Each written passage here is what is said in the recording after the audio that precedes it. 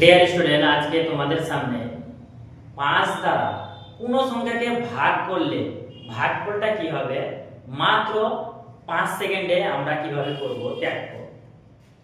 যদি আমরা 20 কে 5 দিয়ে যদি ভাগ করি তাহলে কি বলি আমরা 4। 40 কে 5 দিয়ে যদি ভাগ করি তাহলে 8।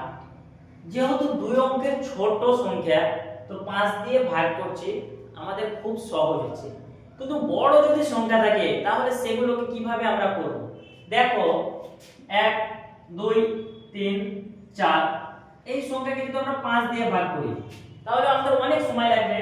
তো এর জন্য একটা ট্রিক্স আছে। তো ট্রিক্স কি, উপরে যে সংখ্যাটা আছে এটাকে দ্বিগুণ করে দাও, অর্থাৎ 2 দিয়ে গুণ করে দাও। 2 দিয়ে 2 এর গুণ করিয়ে তাহলে কত হবে 8 6 4 2। তারপরে আরেকটা কাজ কি, একটা সংখ্যাকে ছেড়ে দশমিক লাগিয়ে দাও, তাহলে এটাই হচ্ছে অ্যানসার।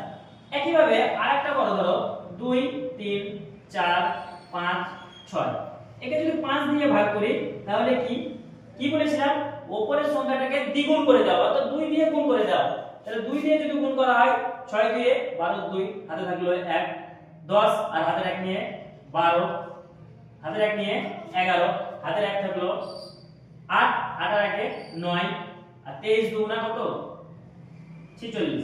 তাহলে একটা সংখ্যাকে ছেড়ে দশমিক লাগিয়ে দাও, এটা হচ্ছে অ্যানসার। তো তোমরা কমেন্টে জানাবে 2 3 4 এটাকে 5 দিয়ে যদি ভাগ করি তাহলে কত হবে। Thank you.